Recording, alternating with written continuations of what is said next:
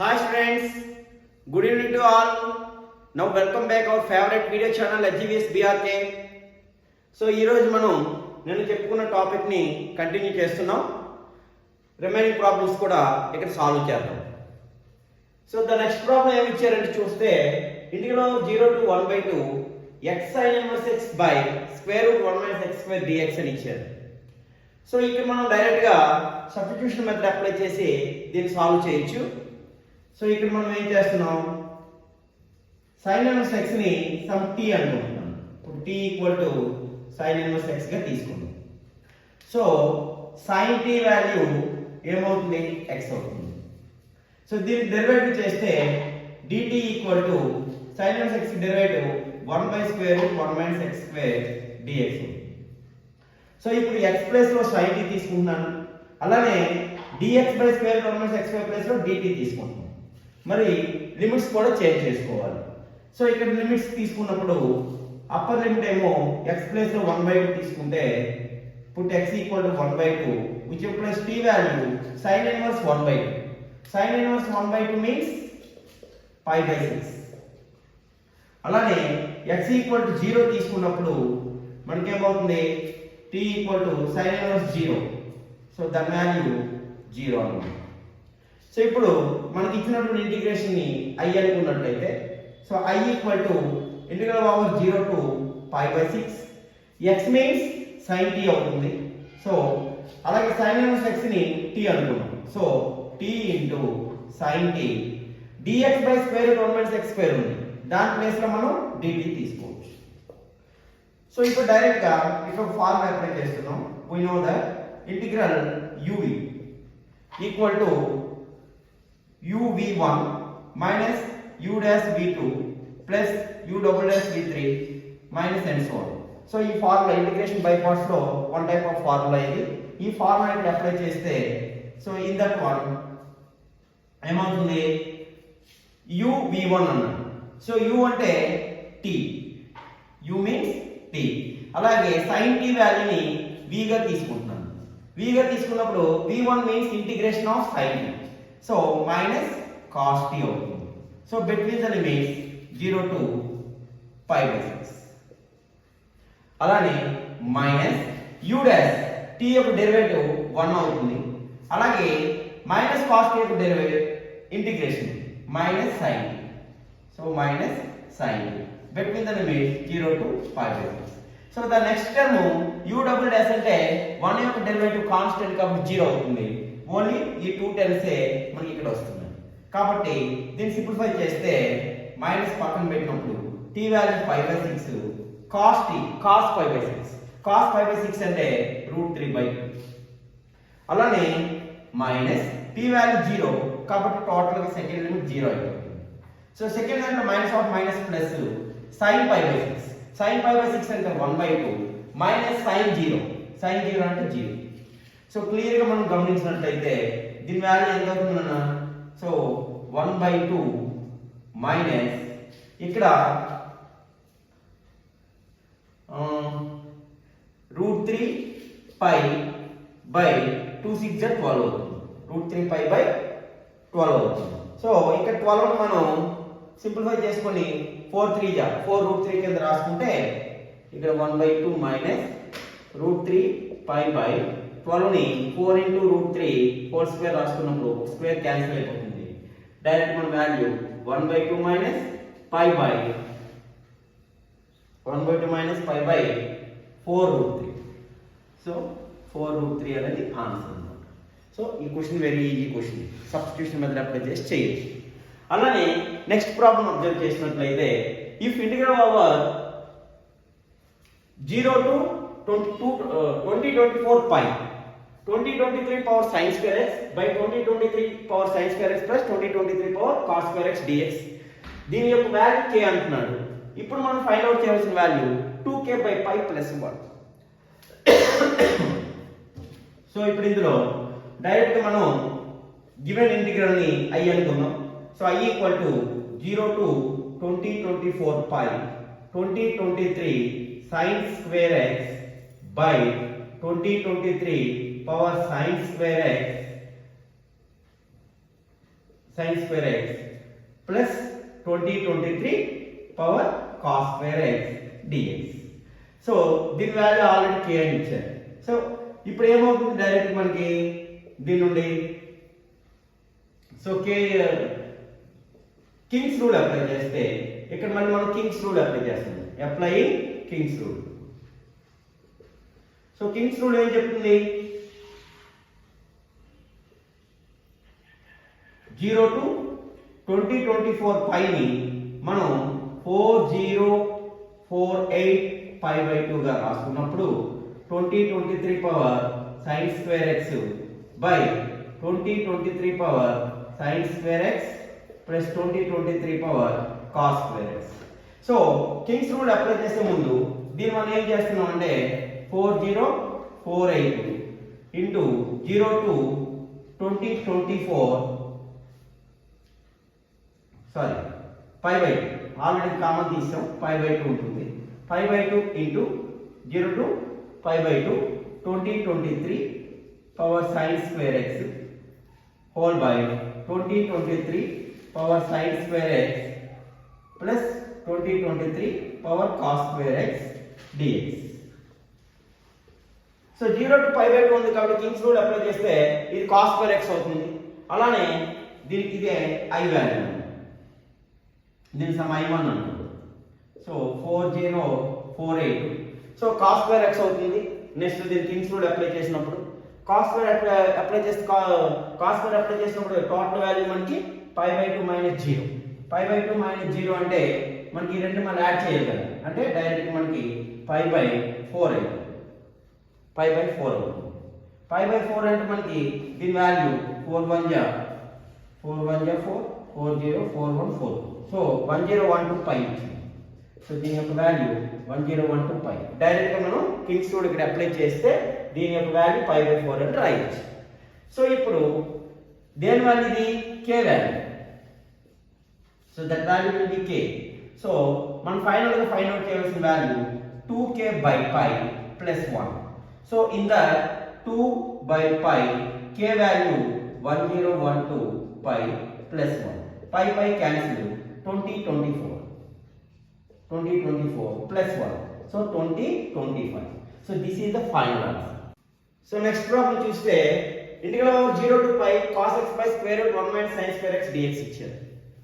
So ఇక్కడ మనం observe చేయండి 0 to pi. సో cos యొక్క వాల్యూ 0 నుండి pi by 2 మధ్యలో ఫస్ట్ క్వాడ్రంట్ కాబట్టి పాజిటివ్ ఉంటుంది. In 0 to pi by 2. అలానే pi by 2 to pi second quadrant కాబట్టి నెగిటివ్ అవుతుంది. కాబట్టి టోటల్ ఇచ్చిన ఇంటర్వల్ 0 to pi లో cos x అనేది కంటిన్యూస్ కాదు. This is not continuous function in the interval 0 to pi. So దీన్ని మనం స్ప్లిట్ చేస్తున్నాం. స్ప్లిట్ చేస్తే ఎలా రాయొచ్చు? 0 to pi by 2 cos x by square root 1 minus sin square x dx అని రాయొచ్చు. అలానే next the pi by 2 to pi. So ఇప్పుడు 0 to pi by 2 లో cos x అనేది ఫస్ట్ క్వాడ్రంట్ లో పాజిటివ్, సెకండ్ క్వాడ్రంట్ లో మనకి cos నెగిటివ్ కాబట్టి we take minus cos x by square root of 1 minus sin square x dx.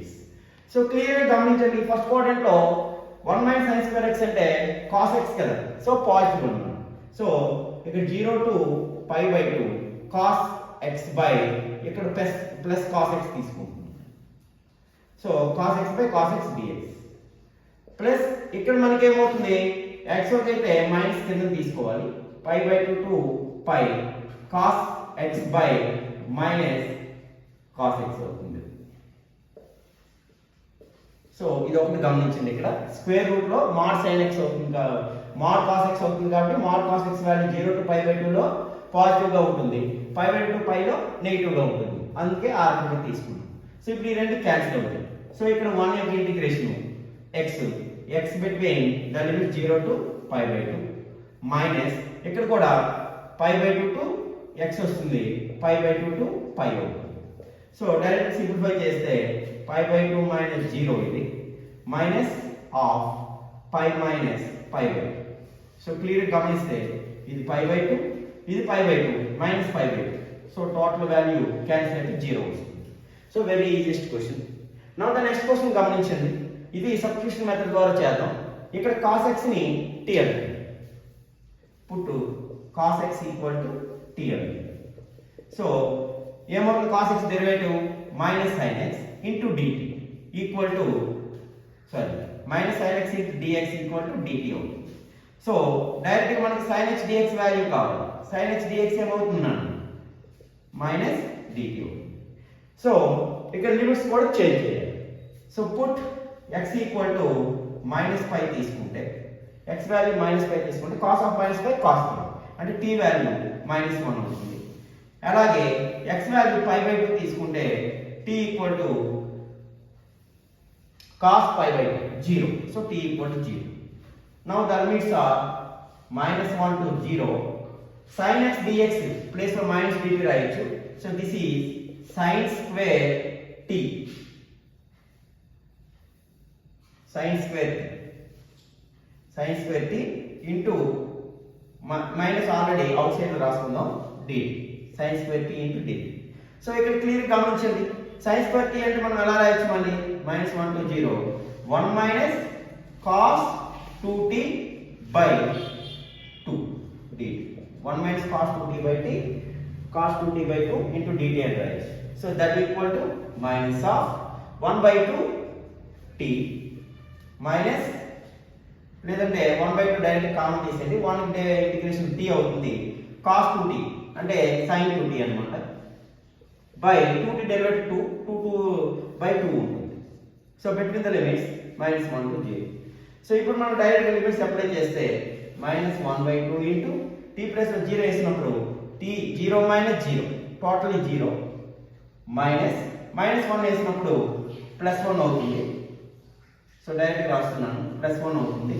అలానే ఇక్కడ కూడా minus 1 తీసుకుంటే sin minus sin 2 ఎందుకంటే sin ఆఫ్ minus 2 అవుతుంది.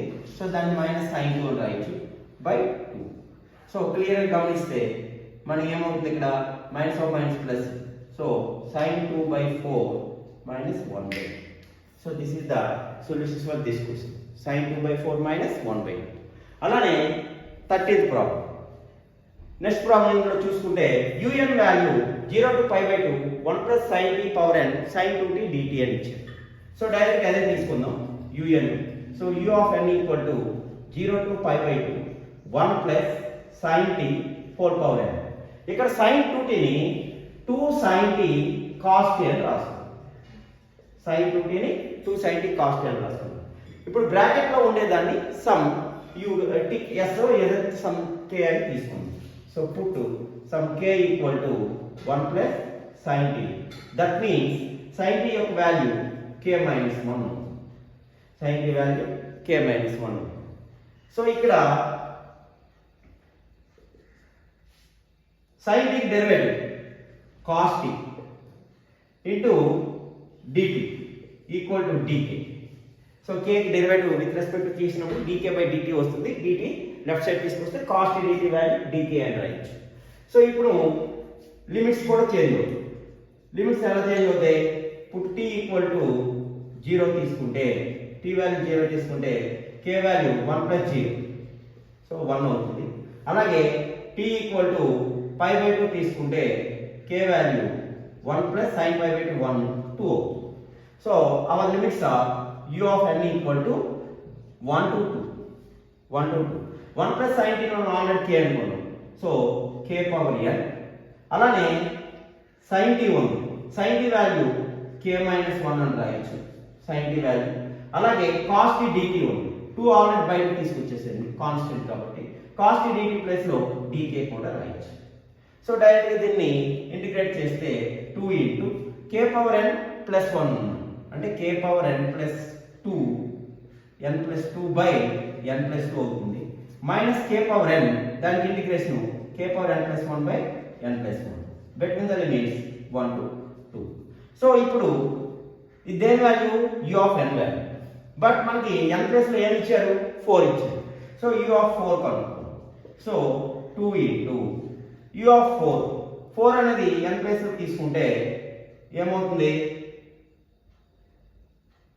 k power 6 by 6 minus k power 5 by 5 between the limits 1 to 2. So in that one we take k value 2. So 2 power 6 by 6 minus 2 power 5 by 5 minus 1 తీసుకుంటే 1 by 6 plus 1 by 5. So దీన్ని simplify చేసినప్పుడు 2 power 6 అంటే 64. 64 లో 1 పోతే 63 by 6 అవుతుంది. So ఇక్కడ 2 power 5 అంటే 32 minus 32 plus 1 అంటే 31 by 5. సో ఇక్కడ మనం సింప్లిఫై చేసుకుంటే 3 2 జా 6 3 2 జా 6 3 1. సో డైరెక్ట్గా మనం మల్టిప్లై చేసి 2 2 క్యాన్సిల్ అవుతుంది 21 minus 62 by 5. సో దీన్ని సింప్లిఫై చేసుకుంటే 21 5 జా 5 1 జా 5 5 2 జా 10. సో 105 minus 62 by 5 తీసేస్తే 3 10 minus 6 4. So 43 by 5 is the answer of this. So next problem చూస్తే very easiest model 2 marks problem ఇది ఐపీలో. ఇందులో π by 6 to π by 3 1 by 1 plus square root cot x dx అని ఇచ్చారు. సో ఇక్కడ మనం ఏం చేద్దాం ఇందులో π by 6 to π by 3